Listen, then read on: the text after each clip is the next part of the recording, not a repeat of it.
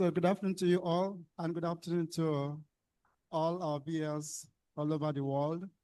We thank God today that we are here to listen to Professor Pawl as he takes us on the virtues, especially today that he'll be concentrating on the cultivation of virtues. So we are very eager to listen to Professor Pawl, who is a professor at St. Thomas University, USA. So Professor Pawl, we are not a new professor or a new man to us. We know you so much now. Your face is so familiar that you are now a household name here in Nigeria. Oh, no. And here in Bigard. Well, you are a household name for us too. We have learned, and I have learned how smart your participants are, because the questions that your participants ask are really terrific, absolutely terrific. So it's wonderful to get to meet you by this means also. Thank you, Professor Stone. Yeah. So we are eager today, and I believe our students and our professors are also ready to listen to you, and also to contribute at the end of the lectures by asking reasonable questions. So Professor Pawl, thank you, and then we bow and then invite you to continue with the lectures. Professor Pawl, a round of applause. Thank you. Well, thank you all so much. And it's great to see you all again. I'm very happy to be here with you virtually. Today, the talk is going to be about the cultivation of virtue. If you remember just the narrative arc of where we've been and where we're going, our first talk was about the means by which you assess the morality of a particular action. And there we said you look at the object, the end, and the circumstance of the action. And we considered a tricky case, the case of double effect, where you have one act that's got two results, one of which appears good, one of which appears evil, and the conditions under which it's permissible to do that act for the sake of the good result. The next time, which was last week, the next meeting, the second meeting, we talked about the need for virtue and the delight in virtue. So we said if you had to assess each time before you acted, whether the action was going to be morally right and permissible or not, it'd be quite exhausting, always having to check the object, the end, and the circumstance before each act. And so it's good for us that we have the ability to form stable traits that help us to act in accord with virtue, to act in accord with right action. And so last time we talked about what those are, those stable traits. We talked in particular about defining what virtue is. We talked about what the four cardinal virtues are, and we talked about some of the parts or subspecies of those virtues. That was the main content for last time. For this time, we're going to talk about how one goes about finding and cultivating those virtues. We see that they're good and useful. We see that they give us self-mastery, ease in our actions, pleasure in doing the good. And of course, in seeing those three things, we desire them deeply. But the question becomes, how can I attain those? Or putting it the other way, perhaps, we see that we have the contrary of some virtues. We see that we have some vices. And we see that because of those, we lack self-mastery. Doing the good is difficult for us. We find displeasure in doing the good. How do we eradicate those vices on the way to cultivating the virtues we want? So that's the content for today. And for the last meeting next week, we'll talk about the main ways in which we're stymied or we're thwarted, or it's made harder for us to attain those virtues. And those main ways, as I'll discuss them at least, are the 7 deadly sins. So that's the content for next time. For this time, if you go down to slide 2, which I see you're there now, perfect. If you look at slide 2, you'll see a roadmap of what's to come. So it's a little bit deceiving. There's only 2 things there, but the first has 3 under it, and the second has 8 under it. So it's kind of like there's 11 things there, but it's hard to fit 11 things on a slide. So what I'd like to talk about first is ways in which contemporary psychological empirical data agree with the traditional Christian moral wisdom, the ways in which Christians from ages past and today have said we ought to grow in virtue. And the second thing I want to do is not so much focus on areas of agreement, but focus on some sort of systematic articulation of a way in which you can grow in a particular virtue. So at that point, it'll be more practical. I'll ask you to consider some virtue you'd like to form more deeply in yourself, and we'll go through a process of thinking through how you might do it. That's the plan for today. So first, just 2 slides by way of review. The third slide you've seen already, but it's just St. Augustine of Hippo. This is now slide 3 that we're on, showing St. Augustine of Hippo. And it's his definition of what a virtue is. It looks to me like you're still on slide 2 of the virtues. So if we move to slide 3, we'll see St. Augustine of Hippo there on the screen. There we go. Excellent. Thank you very much. So there, you've seen this last time, but it's just a definition, and I wanted to reiterate it to keep us all on the same page. What's a virtue? It's a good quality of the soul by which we live rightly, of which no person can make bad use, which God works in us without us. And we said last time the first bit is telling us it's a good quality, it's a stable disposition. It's not a one-off instance where you act a certain way, but is a disposition to act that's in you and is stable. We said the next 2 clauses of that definition, by which we live rightly, and of which no person can make bad use. We said those 2 are there because there are some things you might call mixed traits, traits that can sometimes lead you toward excellence and sometimes away from it. Think of tenacity. Tenacity can help you study well in learning a new language, but it can also be that which makes a child stubbornly refuse to clean a room after being told by a just authority to do such a thing. So that's what tenacity is, and it can go both directions. We're looking with the virtues for features or character traits that can only go one direction. They only help you live well, and you can't make bad use of them, like the child makes bad use of her tenacity when she doesn't clean the room. And finally, there's a clause, God works in us. So there the idea is all these things are virtues, and while some virtues are acquirable on our own behalf, others aren't, and they're only given through a gift, a gratuitous gift from God. It looks to me like the slides have left the room, and I just want to make sure that you guys can see the slides as well. Are the slides visible? Maybe it's just the view I have that I don't see them there. Just continue, Tim. Okay. There was a break in transmission, but we are now back on air. Okay. Is that the current slide that we're talking about now? I was just going to say, let's move forward 1 slide to the slide with the monk drawing the tree. Okay, yeah, we have it now. Perfect. Okay, excellent. So the 4th slide is the monk drawing the virtue tree. And this is just a reminder as well of how the virtues are subdivided by what they're about or their domain. So the moral virtues are about doing the good. And last time we talked about those 4 chief moral virtues, the cardinal virtues under the word moral there, and so on for intellectual and theological, each divided by domain. And since each domain is itself divisible, we can talk about the good of withstanding the enticements for delight. That would be temperance. Or we could talk about the virtue whereby we withstand the fears of danger, and that could be fortitude.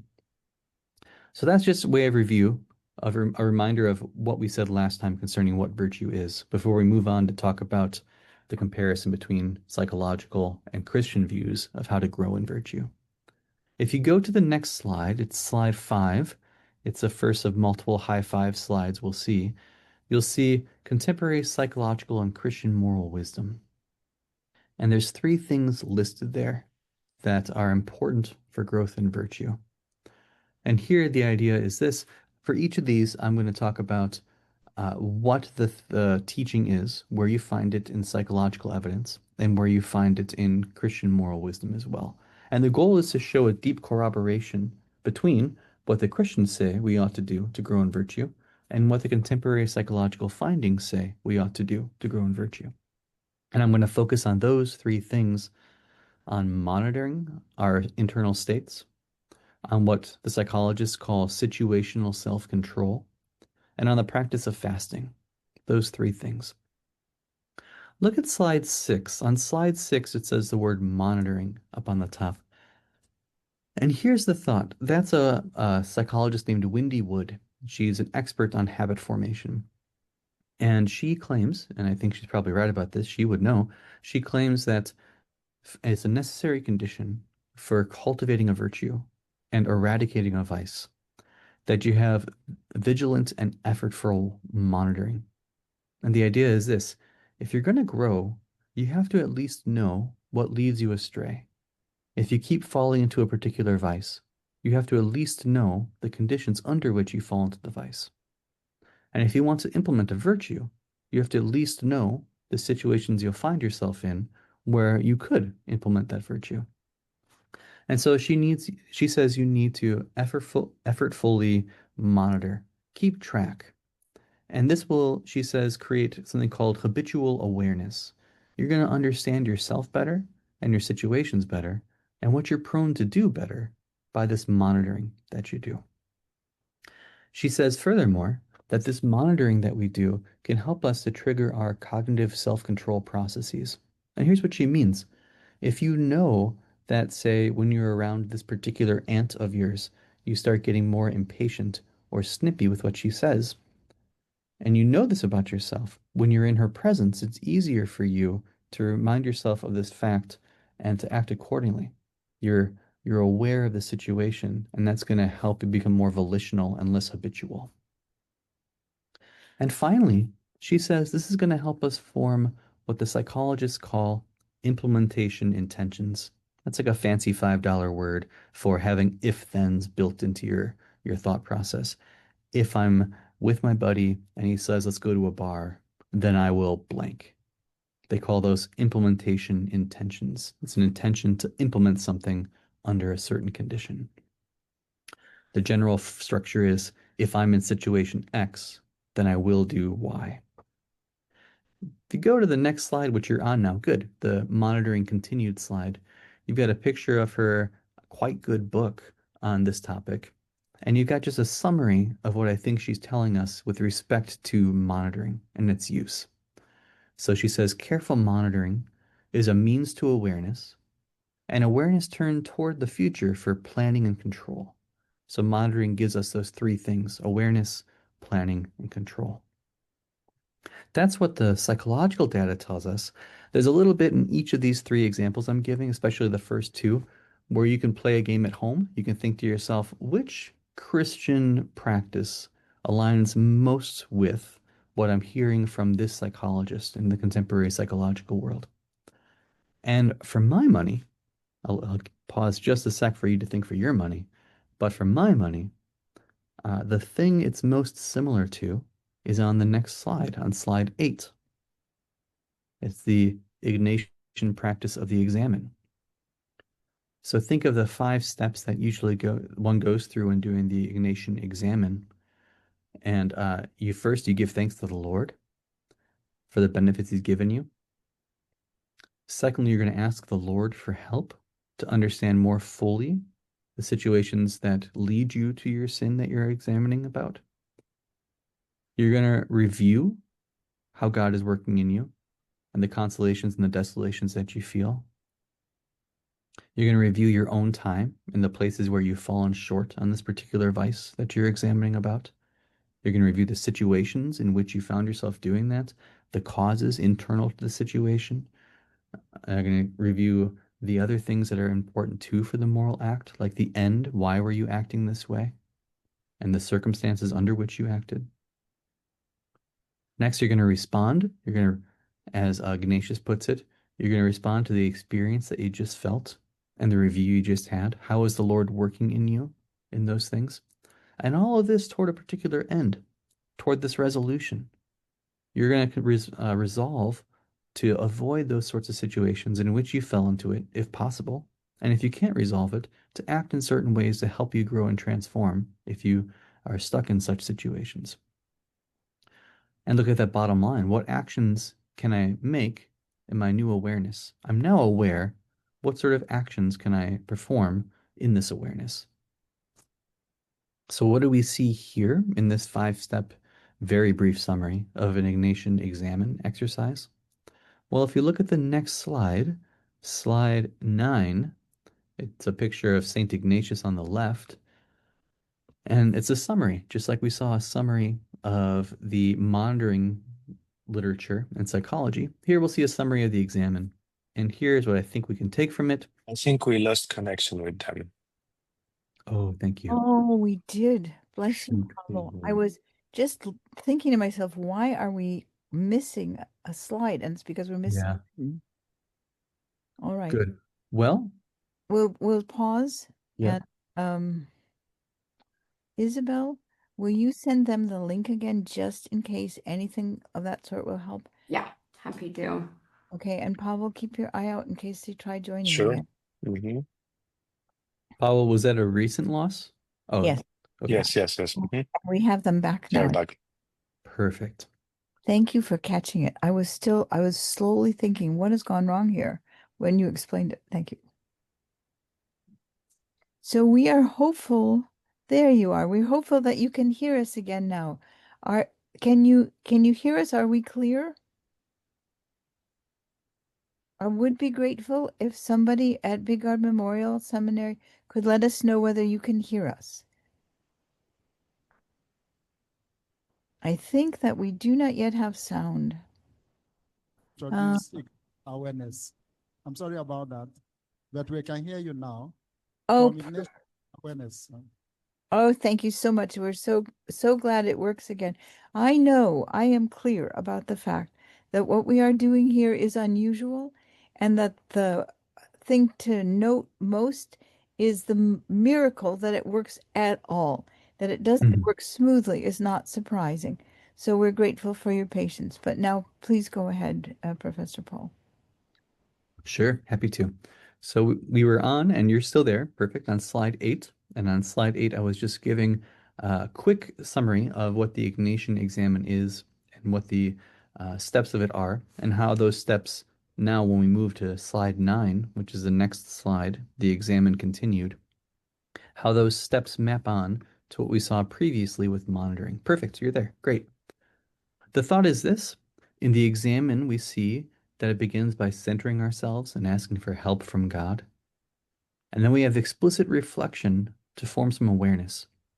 How am I doing with respect to this vice? In what situations am I having this vice? Am I acting in accord with this vice and against what I think I should do? And the important part at the end is I form some intentions. I ask myself, given my new awareness, what can I do to act in accord with God's plans for my life and not against them again? How can I, in light of today's awareness, act better tomorrow, is the thought. And to my mind, and now you can go on to slide 10, which is not a historical representation of a thing that actually occurred. In my mind, you do find some really deep agreement between the two. So this is now the following slide, not the slide with Ignatius, not the first slide with Ignatius on the left, but this is a new piece of art that our AI overlords provided for us for this occasion.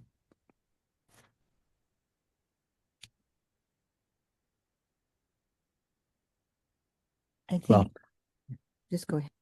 So there you go. Just a little next. Perfect. That's where we want to be. We want to see then the second step. The first was awareness and how that works. The second, now we move on to something called situational self-control. And in situational self-control, again, it's a kind of a big, it's a big term. I tell my students it's a $5 term for a concept you already know. But here's how Angela Duckworth, another excellent contemporary research psychologist, how she describes something called situational self-control.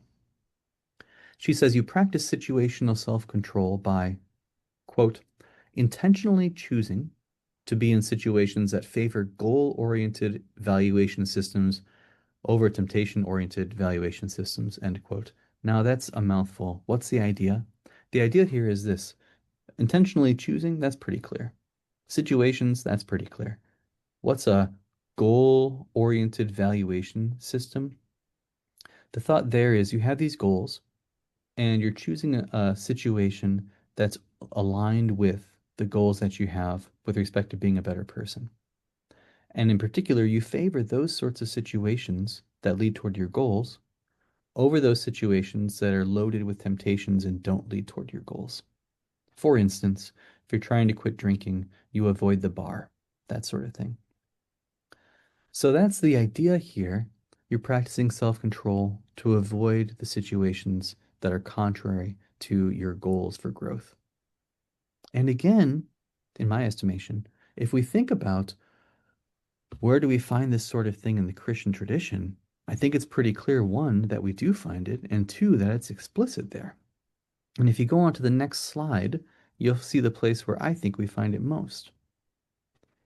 And that's there in our teaching concerning the near occasion of sin. All Catholics are familiar with this. It's part of the most common prayer after confession that we say, our act of contrition. Here's how Alphonsus Liguori describes it. He says, quote, "As we not only avoid the bite of the serpent, but are careful neither to touch nor approach it, so we must fly not only from sin, but also from the occasion of sin. That is, from the house, the conversation, the person that will lead us to sin." End quote. So what do we find here? We find again a deep corroboration between the teachings of contemporary psychology and the Christian moral wisdom tradition. And it makes sense that you would find it because this is, in my estimation, pretty refined common sense. It's just the way that humans have to function in order to grow. So I think here, too, we find a deep union between what the research psychologists are contemporarily or currently finding and what the Christian tradition has said. So if you move on to the next slide, you'll see another re-representation of how the world might be if time had worked a bit differently. And after showing that briefly, we can just move on to the next slide on fasting. The next slide, slide 14, if you can see the numbers, there you go, perfect, is on fasting. If the first practice I talked about was monitoring, which is determining where you are morally speaking and the situations which cause your plight or your problems, and the second slide was concerning situational self-control, avoiding those situations when possible so that you don't fall into your vice, you have to realize, or we all have to realize, there are some situations you just can't avoid. If I'm quitting drinking, I can stop going to the bar. That's a thing I can avoid. If I get wrathful when watching sport games, I can not watch the sport games, or I can watch them in situations where it's very hard to act on my wrath, like at a sport bar instead of at home, maybe. But some things you just can't avoid. Like I'm a father with 5 kids, and my children, whom I love very deeply, are a great source of impatience for me. And as it turns out, a society and my wife and lots of other things frown upon me just avoiding that situation. I can't just stay out of home forever to avoid my impatience. So while some situations that lead you to vice are situations you can avoid, others clearly aren't. And the question is what to do in those situations, how to safeguard yourself and help yourself grow there. Now, the Christians have for a long time said that fasting in one area can be beneficial for self-control in other areas. We have this quotation from Aquinas. He says, and here he's quoting Augustine, so it goes back even further. He says, quote, "Fasting cleanses the soul, raises the mind, subjects one's flesh to the spirit, renders the heart contrite and humble, scatters the clouds of concupiscence, quenches the fires of lust, and kindles the true light of chastity." End quote.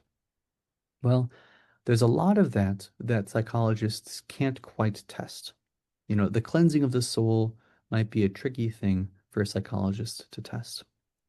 But one thing they can test is whether or not it's true that fasting from food, as Aquinas and Augustine are talking about here, can have effects for other areas of temperance, temperance with the sexual act, temperance elsewhere as well.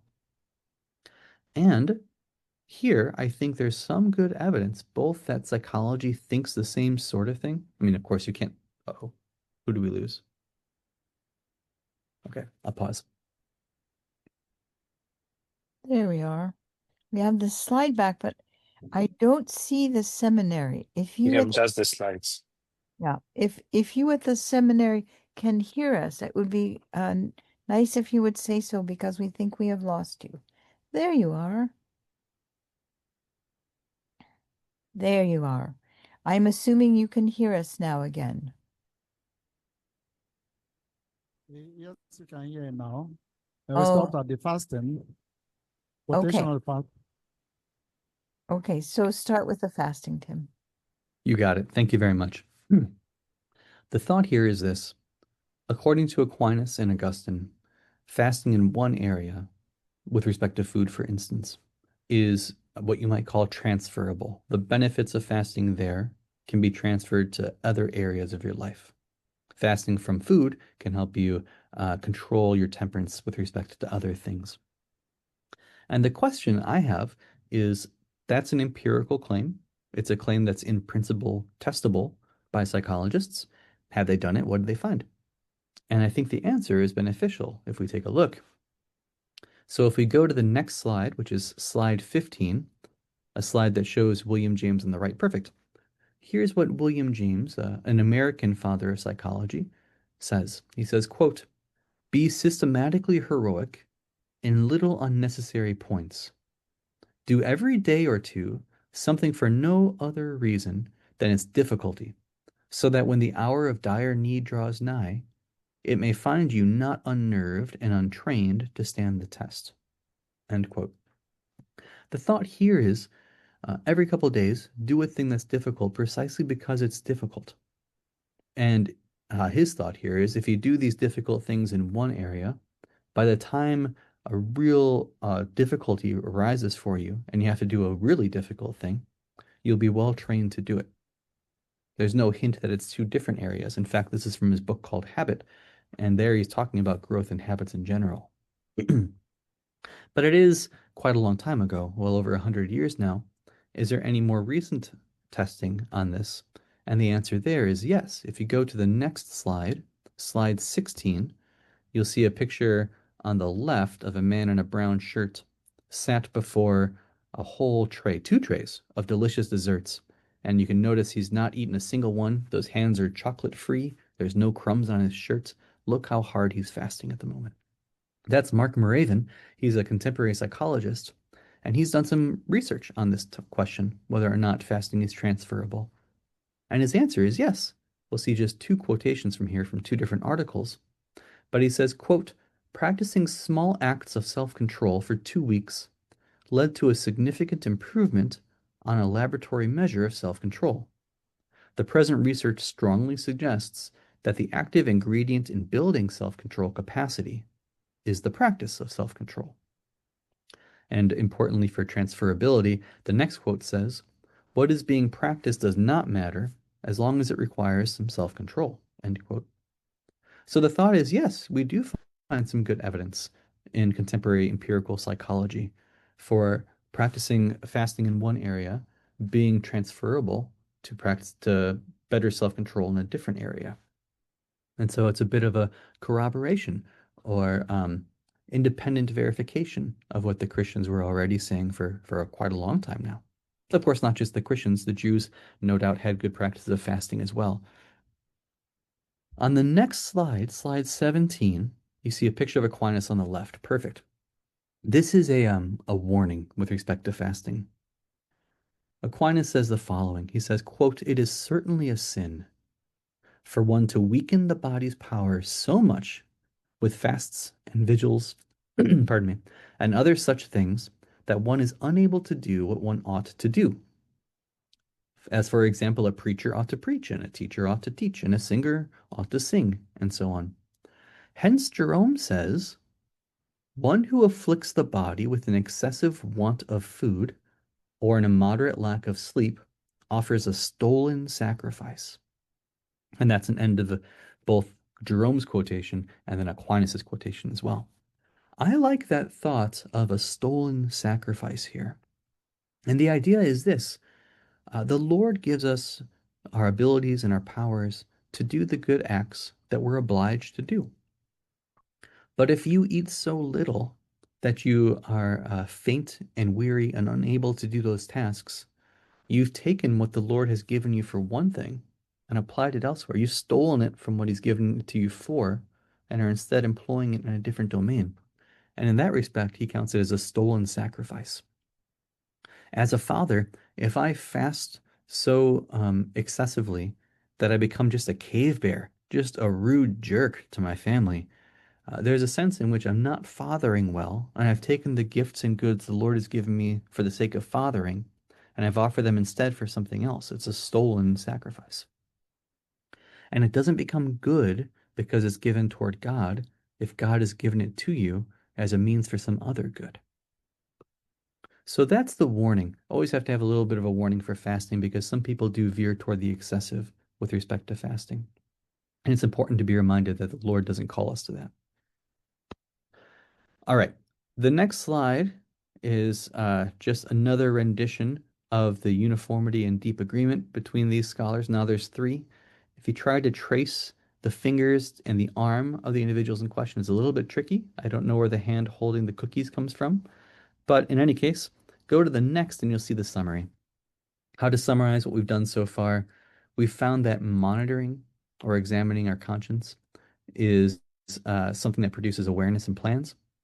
We've found that those plans can help us avoid the situations. So now we're on the in summary slide. There we go. Perfect. That lead us to temptation. And we found that for those situations where we can't do otherwise, that is, we can't avoid the temptations, like I can't avoid my children, then we have the need for willpower and a way to attain or grow in that willpower. What comes next, now we're on slide 20. What comes next is a bit about how to put this all together into a coherent plan for character cultivation. We've seen the ways that contemporary psychology and Christian moral wisdom line up. Now the question is, how do you use them? And so if you look, I guess we go to slide 22. If you go forward 2 slides, you'll pass an Aristotle quote about the importance of not just speculative, but practical. You'll pass the transition slide, how does one cultivate virtue? And here we are, perfect, steps for growth. I want to outline 8 of them, and I'll keep them a little bit brief just because I'm looking at the time we have left. But the first thing we want to do when trying to cultivate growth is acquire a target. What is the thing I want to grow in? And I think for the remainder of this talk, if you think concretely for yourself about some virtue that you want to grow in, maybe you want to be more generous. Maybe you're prone to gossip and speak out of turn about others, and you want to hold your tongue better. Maybe you're inclined to overeat or whatever it might be. Think of a thing that's useful for you, and I bet you'll get more out of this portion of the talk. The first thing to do on the next slide is acquire the what. How are you going to know the thing to grow in? And here, if you look at the target acquisition slide, there you go, perfect. The way to acquire the what is to perform an examination of conscience. That's one way to do it. A second way is to ask those who know you and love you. So maybe your formator, your spiritual director, your mother. Your mother has a good plan for your life and she wants what's best for you. You can ask her the ways in which you fail with respect to virtue. But ask the Lord, ask those around you as well, what you should focus on to grow in, what sort of vice you're showing which needs to be eradicated so you can be a more virtuous person. On the next slide, it's just a transition slide that says how many targets, how many things should I try to grow in at once? Slide 25, perfect, yep, and the next slide is where we're going to be. It's going to be a quotation again from Loyola, Ignatius of Loyola. What does he say? He says, even if there are several main vices in someone, it is still advantageous to choose one of them, which we fight to the full. Only when it has been overcome do we move on to yet another and then yet another, focusing our attention and efforts on it. The thought here is don't try to fight every large guy in the bar at the same time. It's going to go poorly for you. Instead, says Ignatius, line them up, do them one by one. Don't challenge all of your problems at once. It's overpowering, it's overwhelming, it won't go well. We find the same wisdom in Lorenzo Scapoli. This is the next slide. Scapoli wrote that spiritual classic called The Spiritual Combat. And in The Spiritual Combat, on slide 26, there we go, we see he says, quote, do not aim at all sorts of virtue, nor even many simultaneously, but cultivate one firmly, then another, if you wish such habits to take deep root in your soul with greater facility. End quote. So we see Christians of ages past encouraging us to focus on just one, not try to do everything at once. And I think good spiritual directors tell us that too. The next of those 8 steps on the next slide now is motivational clarity on the why. Why do you want to grow in this? You figured out what it is. Maybe your mother told you what you should grow in. Maybe your spiritual director. The question is, why should you do it? It's important to have this motivation because, like with all practices you do that are Christian and difficult, you're going to come to a time where you don't want to do it anymore. You know, you're halfway through Lent and you think it sounded good to do this, but now I just think it's stupid. Well, at that point, you need some sort of motivation to do it. And it's not going to be internal because after all, you're dried out. You don't feel it anymore. Some benefits here, you might think about it with respect to God. You might remind yourself the importance of the growth in this virtue for deeper, fuller, loving union with the Lord who made you. Or you might think about it with respect to your communities. What kind of priest will you be if they look at you and they see you as an uncharitable person? How will you be modeling Christ to them? So think about how important it is to be more virtuous, to help those whom you love and whom you're in charge of. I think about that with my kids a lot. They see me all the time. What am I modeling to them? And finally, with respect to yourself, you don't want to be the sort of person who has these terrible moral liabilities. You want to be a person who's morally firm in the good. So when motivation dries up, remind yourself of those 3 sorts of things, and it can be beneficial. Next slide, slide 28. The third step I mentioned was considering your situations. And here's where you employ that situational self-control or the avoiding the near occasions of sin. When you find out when you act out of character or when you act on this trait, you might ask yourself what's triggering it. And then, like I said earlier, divide between those you can avoid entirely and those you can't avoid entirely. If you can avoid it entirely, that's the situation for using situational self-control or avoiding the near occasions of sin, which I described earlier. The next slide, slide 29, talks about what to do if your goal isn't merely avoiding, but it's growth. If you always avoid the situations that make you impatient, you won't act according to impatience, but you won't grow in patience either. Sometimes it's important just to avoid it, to get your head above water, to calm down, and to get yourself in a position where you can grow. But once you're in a situation where you want to grow, not merely avoid, but cultivate the virtue, you have to face the object in question again. So what if you're in a situation where you're trying to grow? Here are some contemporary psychological suggestions, some ways that the contemporary psychologists find habit formation going well. So there's something they call piggybacking, where you add a practice to an already existing habit. For instance, if you already have a habit of, say, drinking some tea or coffee in the morning, you can add to that habit your initial daily prayers. You know you're going to be drinking tea or coffee in the morning anyway. Add to that time some action that's beneficial for you. Doctors tell us this already. If you're taking medication and you have a habit of, say, brushing your teeth, just put the medication next to your toothbrush, and that'll help you to brush your teeth. That'll help you to take the medicine. A second thing you might do is swapping. So here, you've got already a routine with an existing thing that you do. Swap the thing that you do for the other thing. For instance, doctors will say to do this sort of thing if you typically put heavy cream in your coffee and you have high cholesterol, what you might do is instead put in, I don't know, oat milk or soy milk or whatever sort of cream that doesn't have a lot of fat in it. Here, it's not that you're changing putting some fat into your drink, you're changing the fat that you put into your drink. Or similarly, if you spend some time goofing off with your phone, watching those short little clips on TikTok or Facebook, take the time you spend doing that and aim it towards something else. A third thing you might do is add friction to a situation. If you've got a sin that you're performing, make it harder for you to do. If your sin involves, say, using a phone in a room with a closed door, leave your phone outside the room with the closed door. Move the computer to a public area of the house. But make it harder for you to do the thing that's sinful for you to do. And just like you can add things that make it harder to do the bad, you can also add things that make it easier to do the good. So you might, on a natural level, you might already set out your running shoes and your running socks and your headgear for your jog in the morning.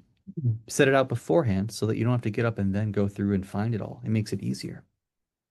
Or in a theological realm, you might set out your prayer book or your prayer journal or your rosary right where you're going to sit in the morning for your tea or your coffee, and that will make it easier. It adds a driving force, something that makes it easier for you to dive right into the good activity that you want to do.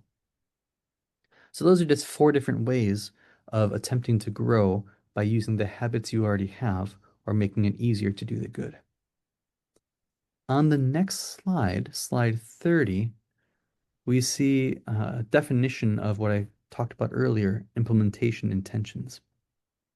One way to make it easier to do the good that you want to do is to specify your plan for action with respect to that good. We know it never works well when you wait until the trying or difficult time to make the rule you want to follow with respect to it. So you don't go to a wedding with all you can drink alcohol and wait till you have your 3rd drink to try to decide what your limit will be that evening. You plan it beforehand. Or you don't go to a family gathering where your uncle's going to be who always frustrates you, and then plan what to do and say in response when you're already frustrated by him. You plan it out prior to going. So likewise here, in the moral life, we try to plan out clearly what we're going to do before we get into the difficult situation in which we're going to do it. The next step that I want to talk about for cultivating the virtue that you have in mind now is working within a community. So here it's important. Yes, perfect. I forgot to say next slide, but thank you to the person controlling the slides for going to the next one. We want work in our community, we want to work in a manner that sets us up for success. And one way to do that is to remember that we're all together the body of Christ, and we're all here to help each other to attain heaven. Not, of course, by our own power, but to attain heaven together through Christ's gift of grace. So as we work in a community, you can work with your spiritual director, the person with authority over you. Ask for guidance, follow the rule that he employs for you.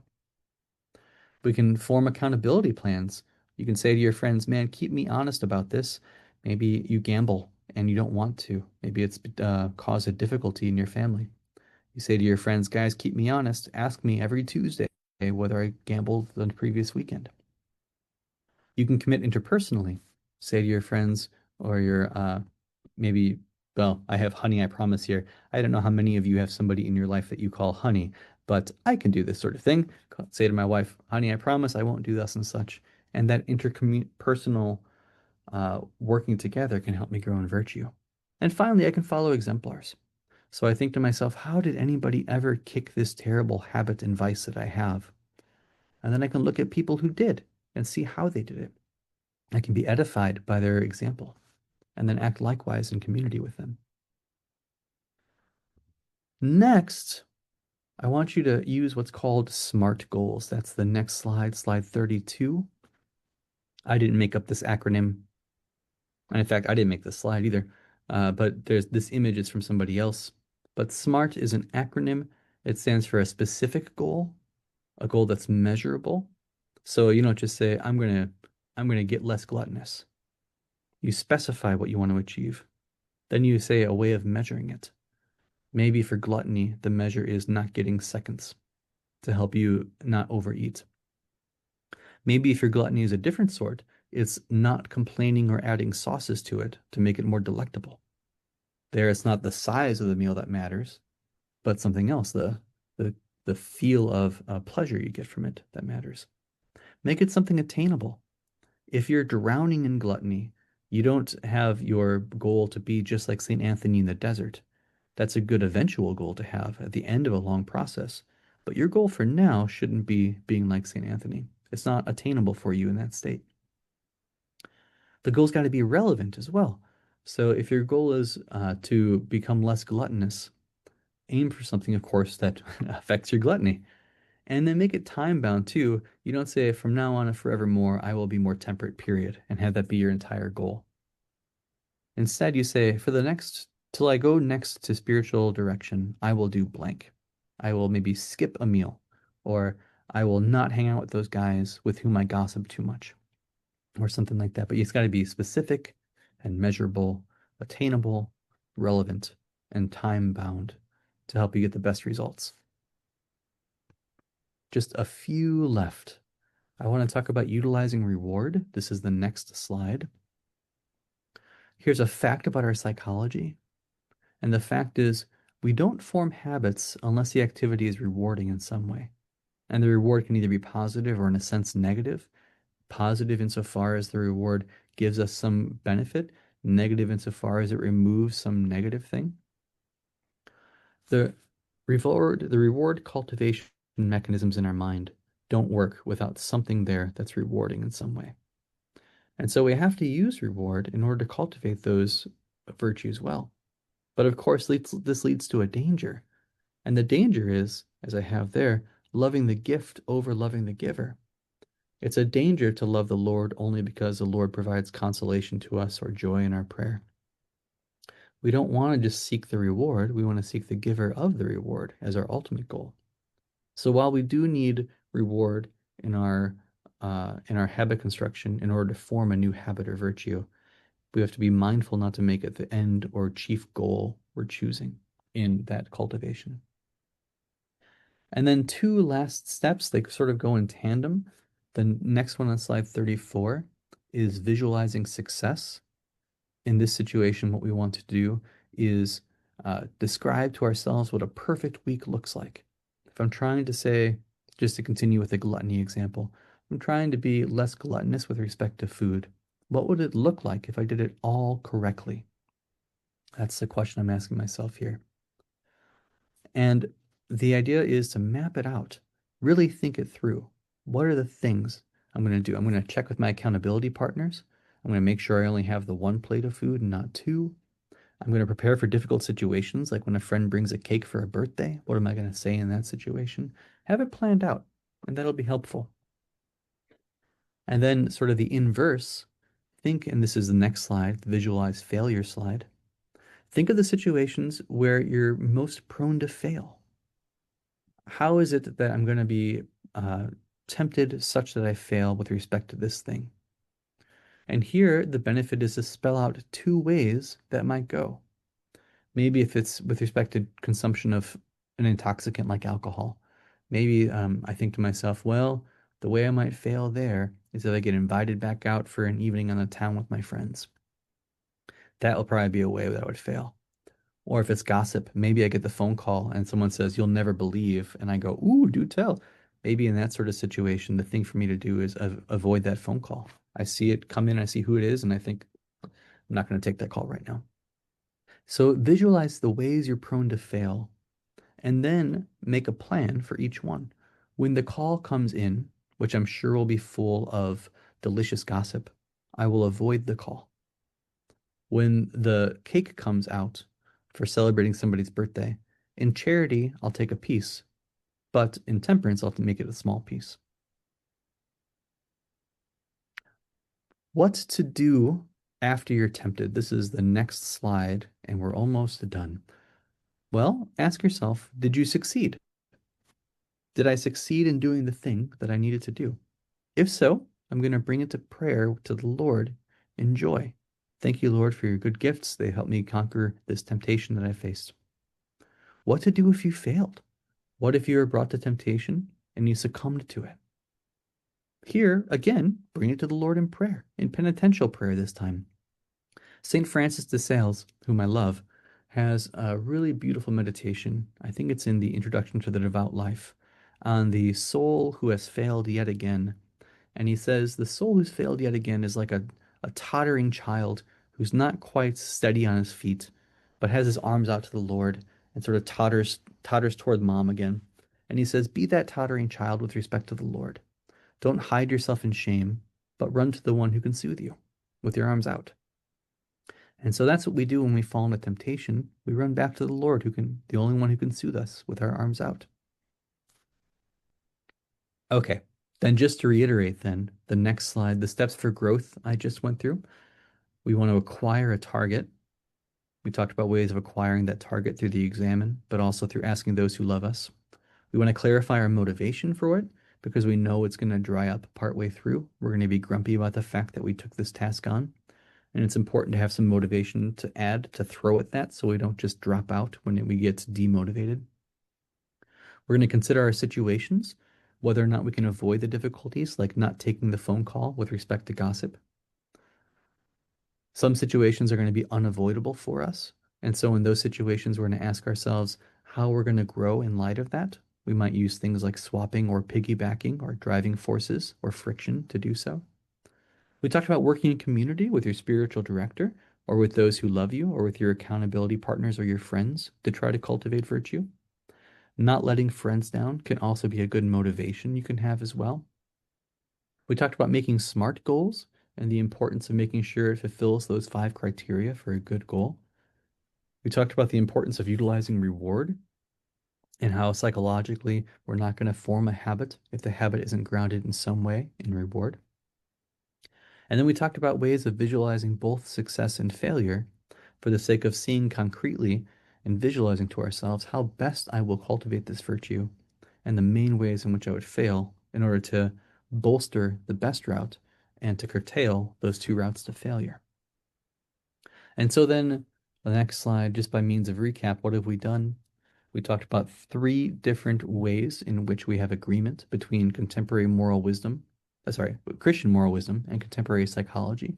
I said those were the wisdom of monitoring or doing something like an examen, the wisdom of using situational self-control or something like avoiding the near occasions of sin, and the wisdom of using fasting to cultivate a better muscle, so to speak, of self-control. And we talked about those 8 steps that I just mentioned on the previous slide as well. Okay,